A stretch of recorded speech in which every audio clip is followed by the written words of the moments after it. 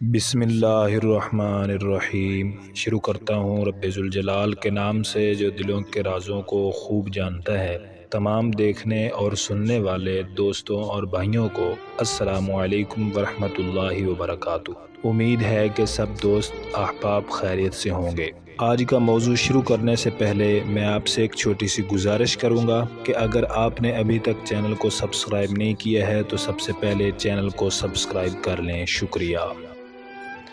ہمارا آج کا موضوع ناصر الدین شاہ کی عالی ہمتی اور سیرچشمی ہے۔ ناصر الدین سلطان التمش کا پوتا تھا۔ اس کی عالی ہمتی کا ایک قصہ ہم تمہیں سناتے ہیں۔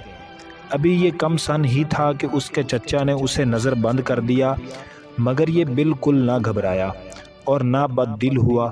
اس کے چچا نے جب کوئی چیز تحفہ کے طور پر بھیجی تو ناصر الدین محمود نے لینے سے انکار کر دیا اور یہ کہا کہ میں اپنی خوراک اور لباس کے لیے خود اپنے ہاتھ سے کماؤں گا۔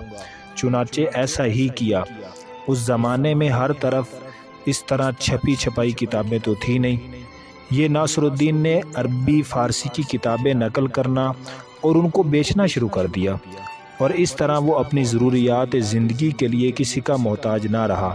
نظر بندی کے دن لکھنے پڑھنے میں صرف کرنے کا یہ نتیجہ ہوا کہ وہ بڑا عالم اور اعلیٰ خوش اور علم میں ایسا جی لگا کہ اسے قید میں کوئی تکلیف نہ معلوم ہوئی۔ اپنے چچا کے مرنے کے بعد ناصر الدین نے رہائی پائی اور سلطنت کے کاموں میں مصروف رہنے پر بھی اس نے کتابوں کا لکھنا نہ چھوڑا اور اپنی 21 سال کی حکومت میں خزانے کا ایک پیسہ بھی اپنی ذات پر خرچ نہ کیا۔ وہ غریبوں کی طرح رہتا تھا اور جو کچھ ضرورت ہوتی تھی اپنی مزدوری سے پوری کرتا تھا۔